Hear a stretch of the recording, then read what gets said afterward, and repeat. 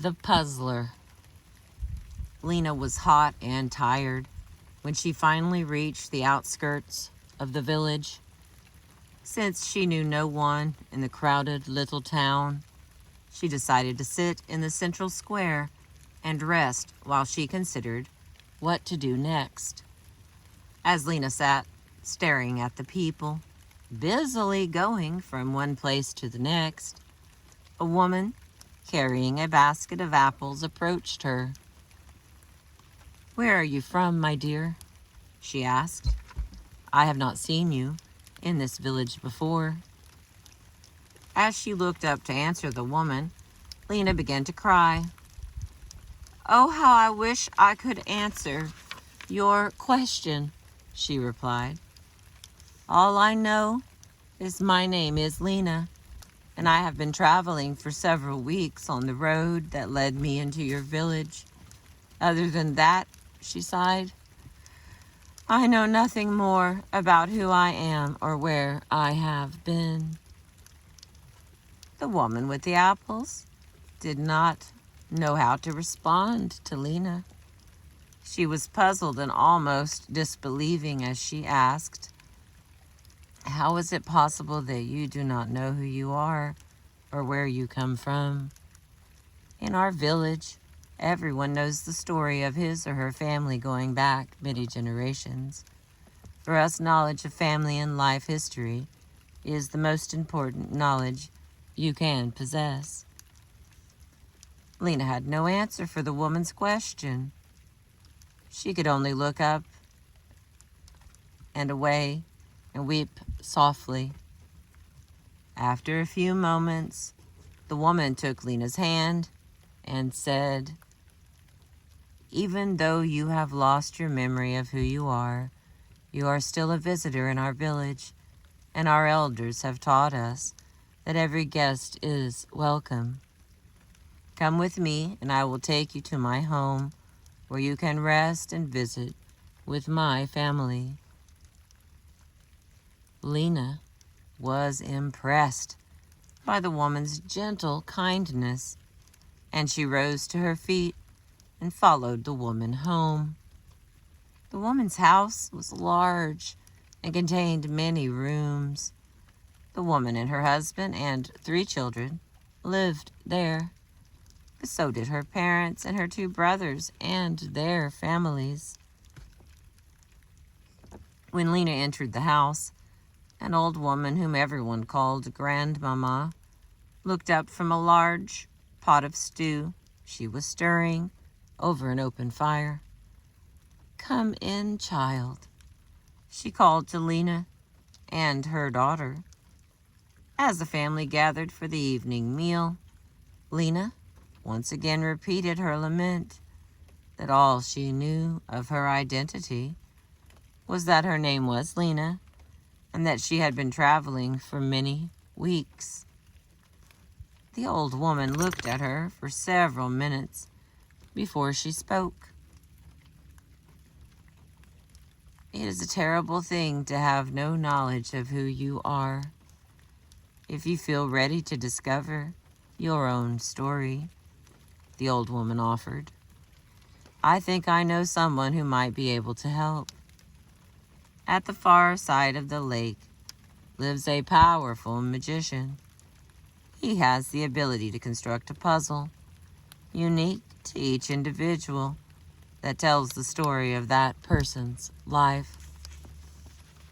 Lena could hardly believe what she was hearing. Could there really be someone wise enough to finally tell her who she was and where she had come from? "Of course I must go and see the magician at once." "Are you sure, my dear child?" asked the old woman, with more than a little caution in her voice. "Some have gone to ask truth of the magician, only to wish they had not." "I must go," cried Lena. "Not knowing is worse than anything I might discover from the magician's puzzles." "Very well," said the old woman. Take this note to him if you must go, and he will create the puzzle that will answer your questions." The next morning, Lena set off with Grandmama's note to find the magician on the far side of the lake. After several hours of walking and climbing, Lena approached a small hut on the water's edge. "Is this the home of the magician who has the power to reveal the story of my life?" she called out. After several minutes, an old man emerged from the hut. "Who are you?" he demanded. And with his question, all of Lena's confidence disappeared. She began to cry. "That is just my problem. I do not know who I am. All I know is that my name is Lena, and I have been traveling for ever so long." With that confession, she handed him Grandmama's note and sunk to the grass near his feet. His voice became gentle, and he offered his hand to Lena. "Rise, my child. It is a terrible curse to be without a sense of who you are. Come into my hut, and I will see if I can help you discover your identity and where you come from." As they entered the hut, Lena adjusted her eyes to the dim light. All around her, she became aware that puzzle pieces of every size and color were lying on every table and counter in the small hut. "What are all these puzzle pieces?" Lena asked, not sure how all these pieces might help her discover her identity. "Why, these are the pieces of people's lives," laughed the magician. "You did not think I would just answer your question for you, did you? Oh, no, no, no. All I can do is give you the pieces that tell the story of your life. It is up to you to put those pieces together." At first, she was disappointed that she would not have her answers right away, but within seconds, she turned to the magician and pleaded with him to create her puzzle as quickly as he could. "My, you are an impatient young woman," the magician sighed. For over the years, he had been asked to construct puzzles for others who had come with the same enthusiasm and eagerness. "I will make your puzzle in due time, but you must be sure in your own heart that you have the will and the courage to put the pieces together once I have cut them out." "Of course I will. I will definitely have the will," declared Lena. "What could be worse than not knowing who you are?" "What, indeed?" replied the magician, as he wistfully picked up his tools and began to cut the pieces for Lena's puzzle. For many days he worked quietly, while Lena sat in the hut or walked around the lake, waiting anxiously for her puzzle to be done. After 15 long days, he looked up from his work and declared to Lena, "Your puzzle is complete. I have done my part. Now you must put the pieces together and reveal the true story of your past and your rightful identity." With that solemn offering, he put the pieces in a leather bag and handed them to Lena. "May God be with you, my child, and may you find what you seek."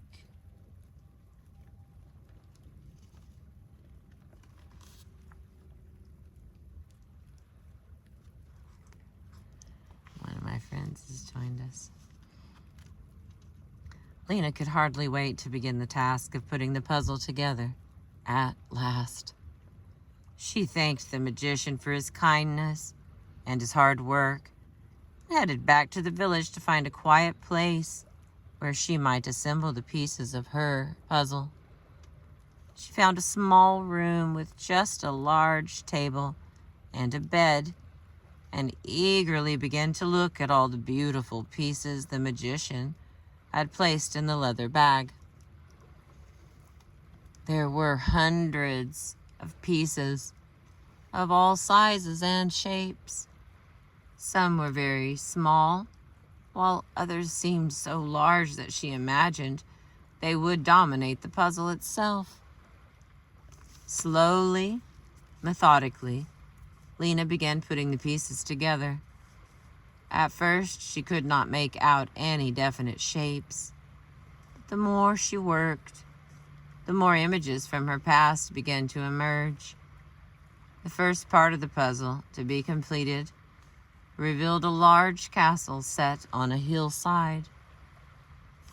As she put in the last piece of the castle, Lena began to remember a time long forgotten, when people called her princess and her father was a powerful king. The more she saw, the more eager Lena was to complete the puzzle and recapture all of the stories of her past.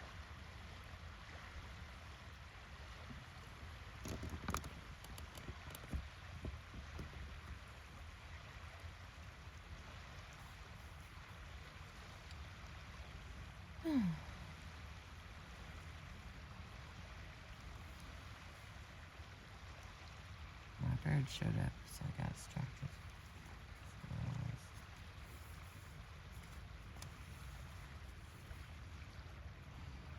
Slowly, methodically, Lena began putting the pieces together. At first, she could not make out any definite shapes, but the more she worked, the more images from her past began to emerge. The first part of the puzzle had to be completed. The first part of the puzzle to be completed revealed a large castle set on a hillside. As she put in the last piece of the castle, Lena began to remember a time long forgotten when people called her princess and her father was a powerful king. The more she saw, the more eager Lena was to complete the puzzle and recapture all of the stories of her past. She worked on her puzzle day and night, stopping only briefly to eat and sleep. After many weeks of work and much anticipation, Lena was ready to add the final pieces. She could hardly wait to see the whole story and know at last who she was and where she had come from. As she placed the last piece, Lena leaned back and stared at her puzzle. A look of horror came over her face. She gasped and cried and flung herself across the puzzle. The room around her began to swirl and spin, and before she could get up from her chair, Lena lost consciousness. She lay on top of the puzzle for several hours. When she awoke, Lena swept the puzzle pieces into the leather bag the magician had given her and threw that bag into the fire. Lena ran from the room in which she had worked so hard to solve her puzzle and found herself walking at a fast pace on the road leading away from the village.